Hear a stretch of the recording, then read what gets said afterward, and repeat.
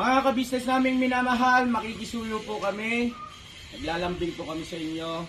Kung maaari po sana ay pakisuportahan natin Analisa Reality Vlog.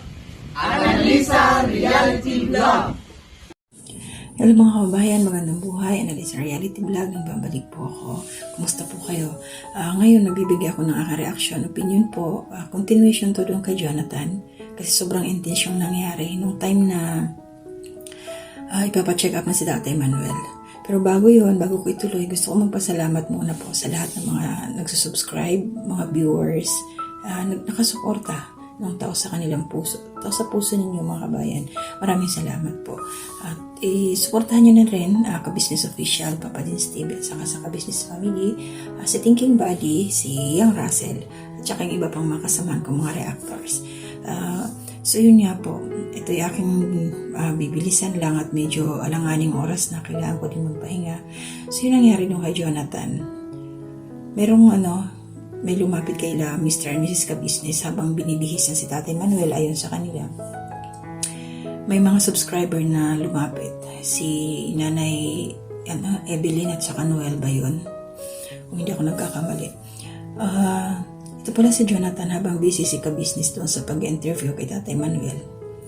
Nandun siya sa nasa likod pala. Meron siyang mga nakausap itong dalawa na mag-asawa. So ito lang ang point ko dito. Ito si Jonathan talaga hindi siya hindi niya maintindihan kung ano ang ibig sabihin ng mga pinaliliwanag sa kanya.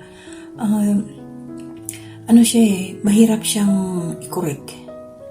Kumbaga mahirap siyang i-guide, mahirap siyang turuan.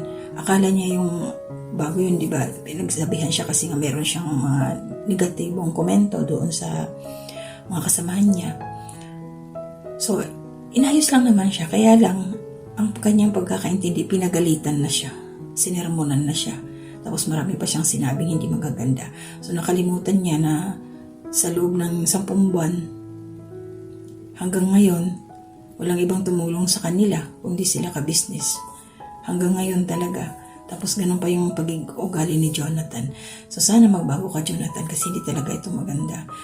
At dito ko nakita talaga yung haba ng pasensya nila Mr. and Mrs. Ka-Business.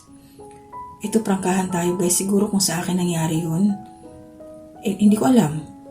Baka biglang, sige bahala ka na nga dyan sa buhay mo kasi yun naman ang gusto mo. Hindi ka naman mapagsabihan. Ba't ako magpapastress sa'yo? Hindi naman kita kamag-anak. Diba? Pero hindi yung ginawa nila Ka-Business. Napakahaba ng pasensya nila. Nag-sorry naman si Jonathan pero sana yung sorry na yun ay maintindihan mo, Jonathan, kung ano yung pinagagagawa mo.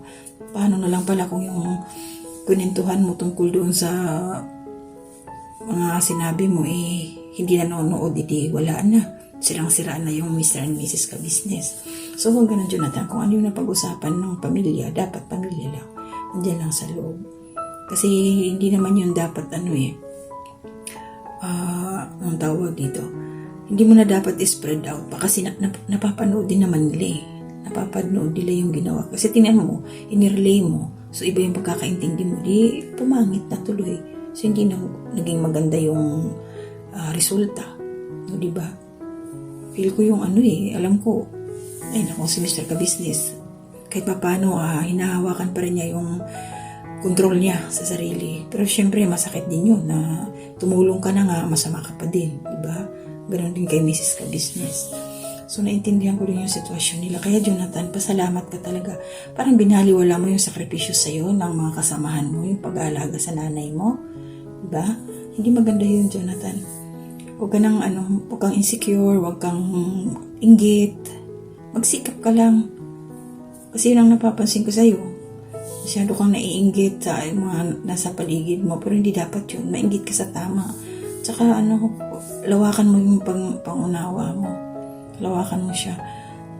Ganun lang. Kung huwag kang magpaka-plastic, ikaw rin na lang sabi. Ikaw rin naman pala yung plastic. Diba? So, ganun na lang. Makisama ka. Kasi ikaw ang gumagawa ng sarili mong sarili mong ikasasama. Kasi kung ano yung action mo, yun din ang ibabalik sa'yo. Ganun naman kasi talaga yun. Kumilos ka ng maayos para maayos ang maging resulta mo. Ganun lang. So maraming salamat po sa inyong lahat mga ka-business. Salamat din kay napakahaba ng pasensya ng mag-asawa. Salamat din doon sa hindi niya matanggap yung narinig niya tungkol kay Jonathan kaya lumapit doon kay Mr. and Mrs. ka-business. So yun lang po, medyo ngayon I'm not in good condition. Hindi masakit yung aking dito.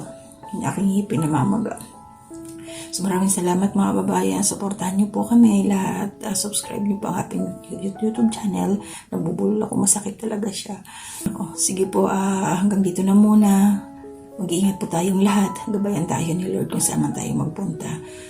To God be the glory.